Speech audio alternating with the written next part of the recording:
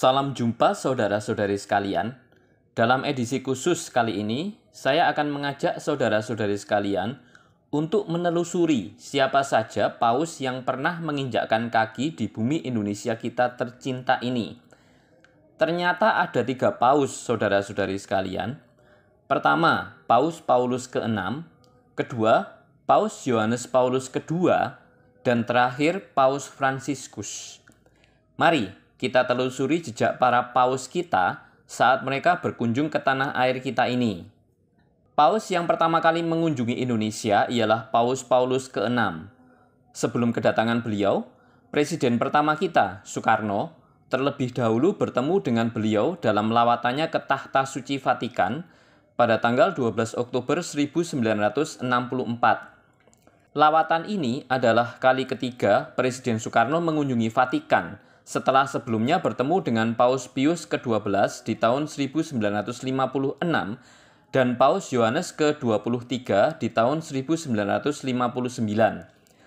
Vatikan adalah negara pertama yang mengakui kemerdekaan Indonesia di tahun 1947. Mungkin ini yang menjadi sebab mengapa Vatikan mendapat tempat spesial di hati Presiden Soekarno, sampai-sampai beliau melawat ke sana 3 kali. Pertemuan Presiden Soekarno dengan Paus Paulus ke-6 terjadi sekitar 20 menit di perpustakaan pribadinya. Dalam kesempatan itu, Sri Paus mendoakan agar warga Indonesia terus hidup berdampingan dalam perdamaian dan kasih bersama tetangga-tetangga mereka dan masyarakat dunia. Sedianya sudah sejak Juni 1966, pemerintah RI mengirimkan undangan kepada Sri Paus untuk datang ke Indonesia. Namun baru pada tahun 1970, undangan ini bisa dipenuhinya bersamaan dengan tur lawatan keagamaannya ke Asia. Perjalanan apostolik Paus Paulus ke-6 ini membuat beliau menjadi paus pertama yang mengunjungi benua Asia di abad ke-20. Kunjungan apostolik ini mencakup Iran, Pakistan, Filipina, Australia, Sri Lanka, dan Hong Kong. Pesawat kenegaraan Tahta Suci Vatikan DC-8 dari maskapai Alitalia tiba di Bandara Kemayoran, Jakarta sekitar pukul 15.30 tanggal 3 Desember 1970. Beliau disambut oleh Presiden Soeharto didampingi para menteri, pimpinan DPR dan MPR, serta para duta besar. Sri Paus sempat memberikan pidato kedatangannya di Kemayoran, lalu didampingi Presiden Soeharto menuju Gereja Katedral Jakarta untuk bertemu dengan para tokoh agama. Dari katedral, Sri Paus kemudian bertolak ke Stadion Senayan, yang kini menjadi Gelora Bung Karno atau GBK, untuk memimpin misa suci di malam hari yang dibanjiri oleh puluhan ribu umat Katolik se-Indonesia. Kedatangan beliau di atas mobil bak terbuka diiringi barisan penari tradisional dengan tarian Sulawesi, NTT, hingga Jawa. Sebelum memimpin misa, beliau beramah tamah dan berdialog dengan para tokoh lintas agama. Dalam homili di misa tersebut, Sri Paus menyampaikan pesan-pesan perdamaian dan harmoni di antara sesama umat manusia. Misa Kudus yang dipimpin oleh Sri Paus Paulus ke-6 ini dipersembahkan dalam bahasa Latin dengan homili dalam bahasa Inggris yang kemudian diterjemahkan. Dalam Misa Kudus ini, Sri Paus Paulus ke-6 menerima persembahan berupa salib dari umat Katolik dan wakil-wakil umat non-Katolik. Kenang-kenangan yang disampaikan antara lain, umat Kristen Protestan menyerahkan kitab Injil, umat Islam memberikan ukiran Indonesia dan beberapa kitab Islam dalam bahasa Inggris, sedangkan umat Hindu menyampaikan pustaka suci Bhagavad Gita dan Biku Buddha menyerahkan kenang-kenangan berupa kotak dengan ukiran Candi Borobudur. Di ruang VIP Stadion Utama Senayan, hadir pula Ibu Fatmawati Soekarno yang didampingi oleh Guruh dan Rahmawati dengan suaminya. Gubernur Ali Sadikin dan para duta besar dan diplomat asing juga turut hadir. Seusai memimpin misa, beliau kemudian bermalam di Kedutaan Tahta Suci Vatikan di area Gambir dan keesokan harinya pada 4 Desember 1970, beliau sudah bersiap-siap untuk berangkat melanjutkan lawatan apostoliknya ke Hong Kong. Presiden Soeharto kembali ikut mendampingi Sri Paus sampai ke Bandara Kemayoran. Selain Presiden Soeharto, Menlu Adam Malik, Menteri Frans Seda, Menteri Negara Sultan Hamengkubuwono, Wakil Panglima ABRI Jenderal Panggabean, pejabat-pejabat tinggi sipil dan militer, korps diplomatik dan ratusan umat Katolik ikut mengantarkan kepulangan Bapa Suci di Kemayoran. Sri Paus juga menghibahkan 4 unit ambulans kepada pemerintah Indonesia dalam lawatannya ini. Pada Oktober 1983, Gereja Katolik dan pemerintah Indonesia kembali mengundang Paus Yohanes Paulus II untuk lawatan ke Indonesia. Paus menyatakan bersedia untuk berkunjung ke Indonesia pada musim panas tahun 1984 bersamaan dengan rangkaian kunjungan ke beberapa negara Asia. Namun, Sekretaris Jenderal Majelis Wali Gereja Indonesia atau MAWI, Monsinyur Dr. Leo Sukoto SY, menyatakan kunjungan tersebut belum bisa dipastikan. Hal ini dikarenakan rencana lawatan Paus Yohanes Paulus II ke beberapa negara Asia di tahun 1984 sudah direncanakan sebelum mendapat undangan dari Indonesia, sehingga jadwalnya sulit diubah lagi. Dalam pesannya melalui Duta Besar Vatikan di Jakarta, Paus menyatakan tidak ingin menempatkan lawatan ke Indonesia hanya sekedar acara tambahan dan disinggahi sebentar saja. Akhirnya, pada tanggal 9 Oktober 1989, dengan menggunakan pesawat Korean Air HL7317 dari Korea Selatan, Paus Yohanes Paulus II mendarat di Bandara Halim Perdana Kusuma.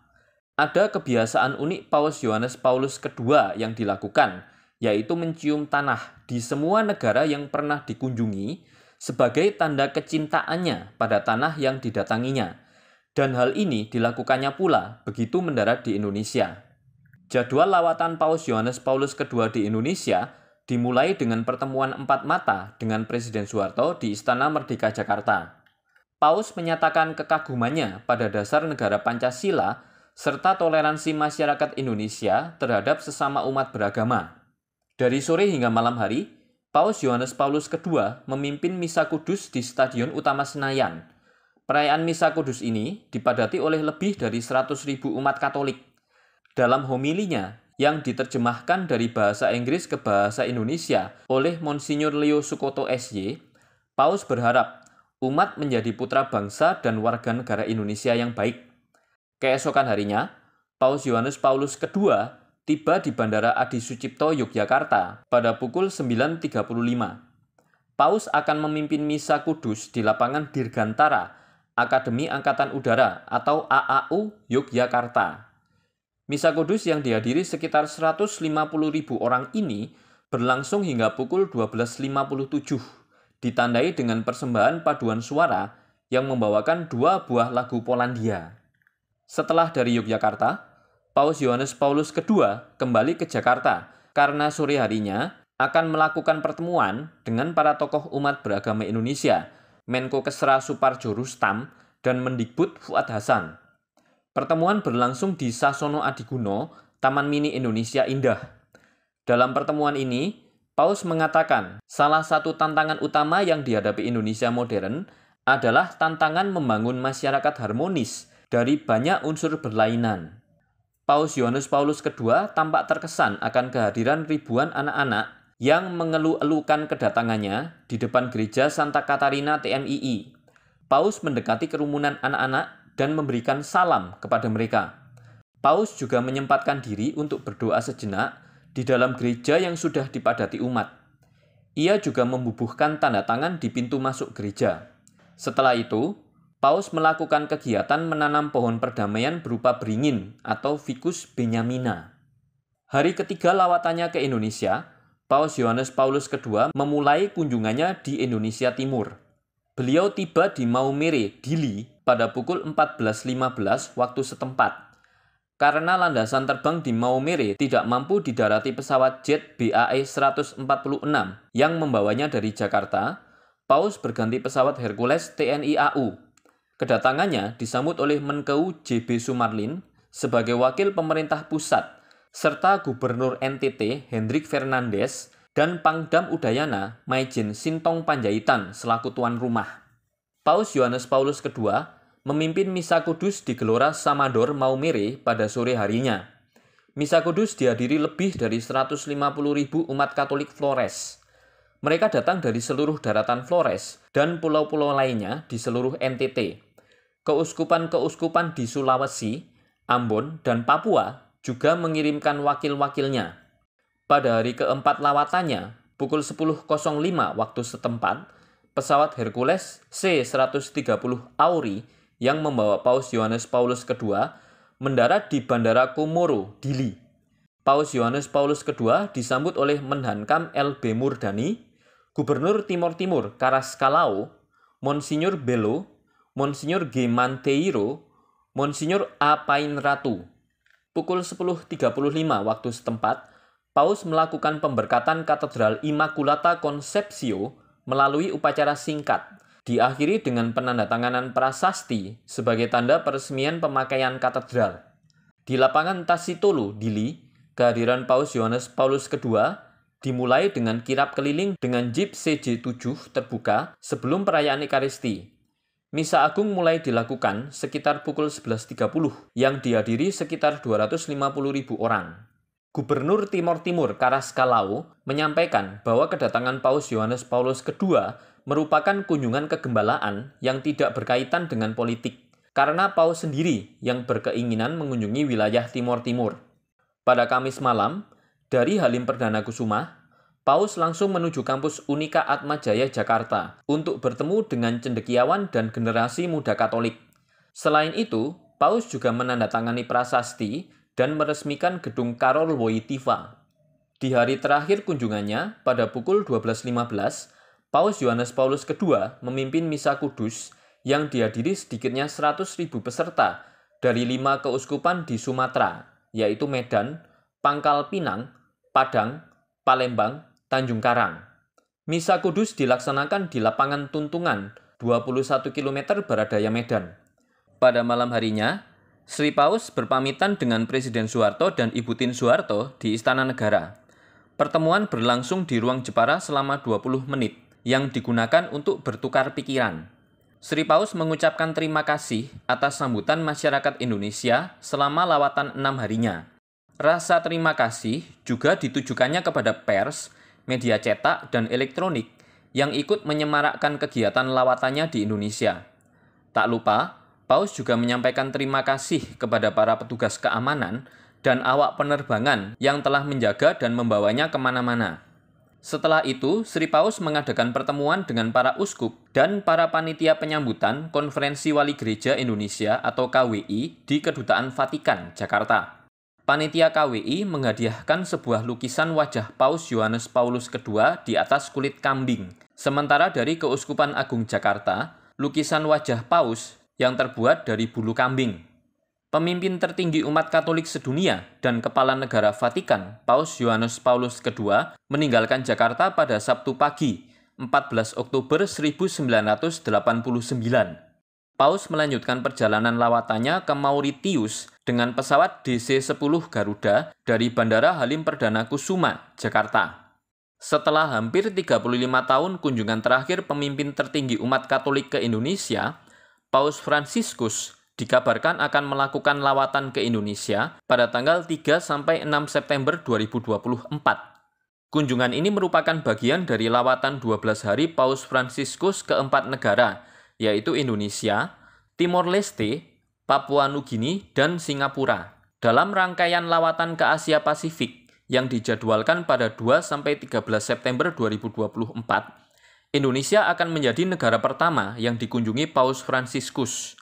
Duta Besar Indonesia untuk Tahta Suci Vatikan, Michael Triaskuncahyono, mengatakan kunjungan Paus ke Indonesia mempunyai dua perspektif. Paus sebagai pemimpin gereja Katolik yang menyapa umatnya di Indonesia dalam perannya sebagai gembala, dan Paus sebagai Kepala Negara Vatikan. Bagi umat Katolik Indonesia, kedatangan Paus Fransiskus yang sempat tertunda karena COVID-19 yang melanda dunia ini mempunyai arti penting. Pemberian berkat dan pesan moral dari Paus Fransiskus menjadi salah satu alasan kehadirannya di Indonesia dieluk-elukan. Kedatangan Paus Fransiskus di Indonesia menjadi sorotan bukan hanya karena karismanya, tapi juga kesederhanaannya. Hal itu terlihat dari kendaraan dan aksesoris yang digunakan, hingga tempat tinggal yang dipilih selama berada di Indonesia. Arloji merek Casio buatan Jepang milik Sri Paus yang harganya ditaksir hanya 8 US dollar atau setara dengan Rp124.000 juga menjadi sorotan yang mencerminkan kesederhanaannya. Beliau adalah pemimpin setingkat kepala negara, tetapi jauh dari gaya hidup yang mewah. Ada seorang warganet yang membandingkan arloji yang beliau pakai dengan beberapa pemuka agama yang arlojinya bermerek semua dengan harga sedikitnya puluhan juta rupiah. Sungguh suatu perbandingan yang bertolak belakang sekali. Paus Fransiskus tiba di Indonesia pada Selasa, 3 September 2024 siang. Bukan dengan jet pribadi, pemimpin negara Vatikan ini terbang dari Bandara Internasional Leonardo da Vinci Fiumicino pada hari Senin, 2 September 2024 dengan menumpangi pesawat komersial ITA Airways Z400.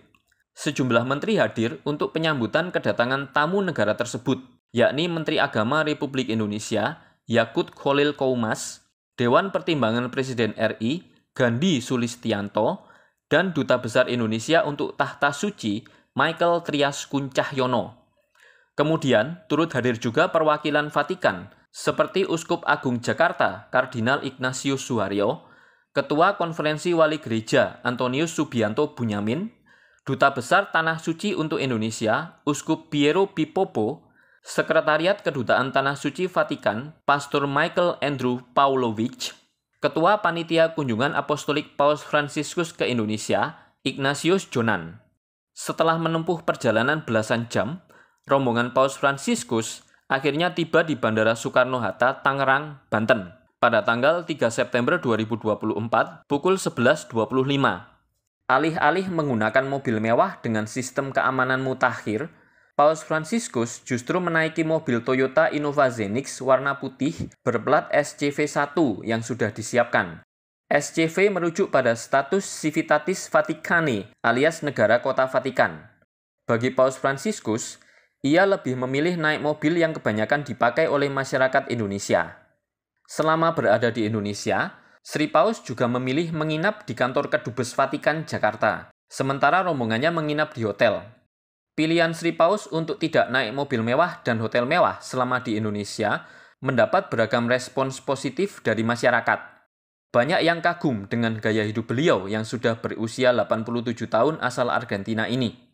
Setelah tiba di Indonesia, keesokan harinya, pada 4 September 2024, beliau melakukan kunjungan kepada Presiden Joko Widodo di Istana Merdeka sekitar pukul 10 WIB. Masih di hari yang sama, Sri Paus bertemu dengan para pejabat pemerintahan, korps diplomatik, tokoh-tokoh masyarakat, dan masyarakat sipil di Aula Istana Negara. Kemudian, sekitar pukul 11.30 WIB, beliau melakukan pertemuan pribadi dengan anggota Serikat Yesuit di Apostolic Nunciatur, kantor Kedutaan Besar Vatikan di Jakarta. Pada sore harinya atau pukul 16.30 WIB, mantan Uskup Agung Buenos Aires itu dijadwalkan bertemu para uskup, imam, diakon, biarawan-biarawati, seminaris, dan katekis di Gereja Maria Diangkat ke Surga, Gereja Katedral Jakarta. Kaum muda dari Scholas Ocurantis diberi kesempatan berjumpa Paus Fransiskus di Youth Center Graha Pemuda Senayan pukul 17.35 WIB.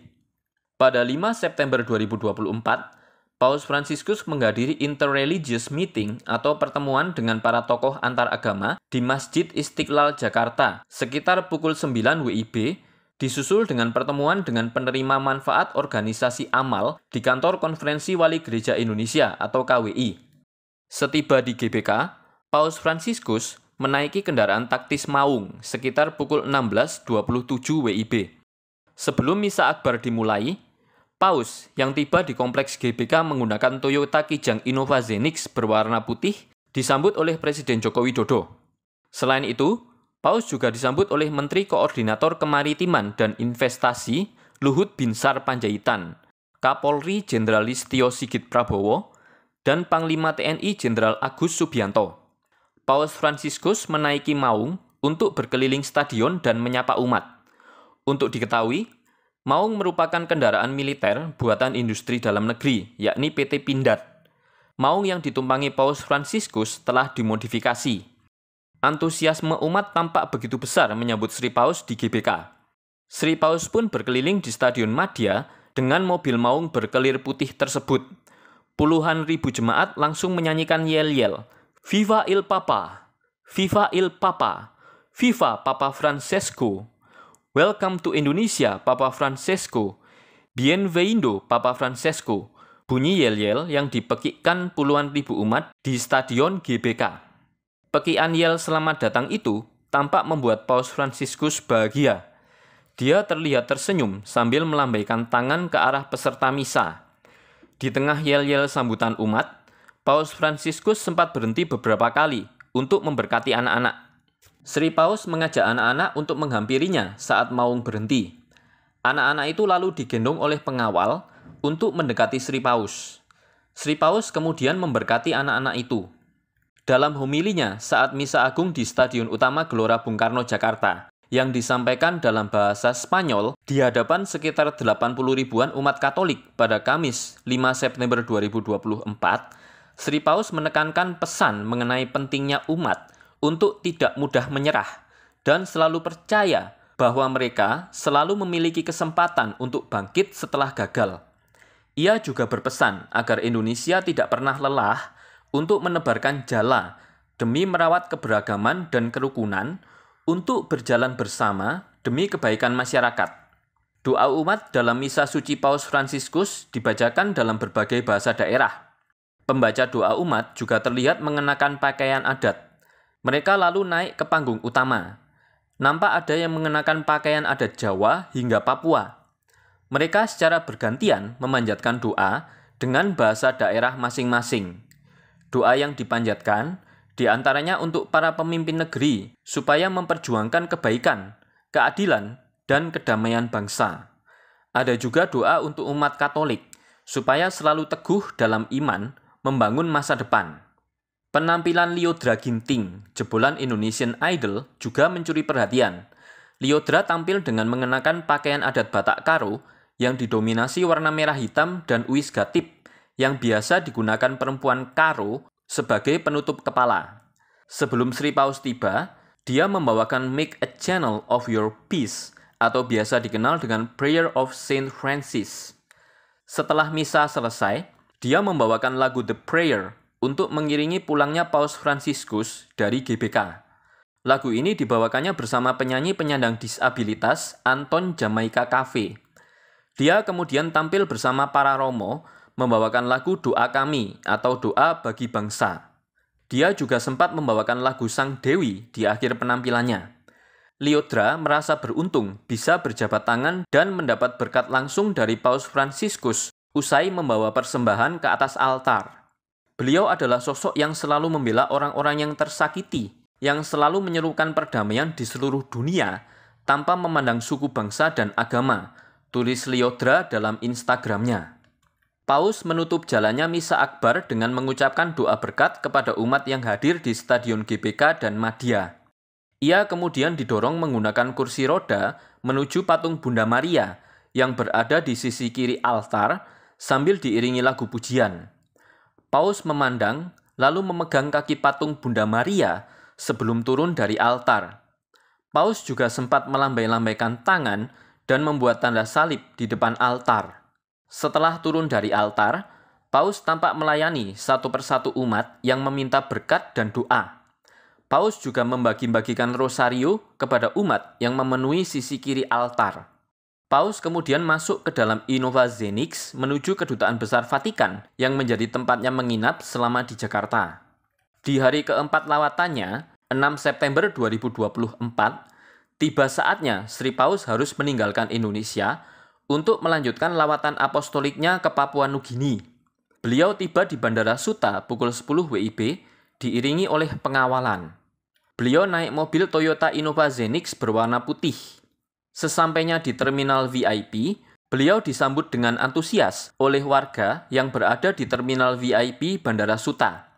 Sri Paus melambaikan tangan kepada warga yang berada di lokasi. Mobil kemudian menuju landasan pacu di mana pesawat telah terparkir. Di lokasi, Tampak pula Menteri Agama RI Yakut Kholil Koumas.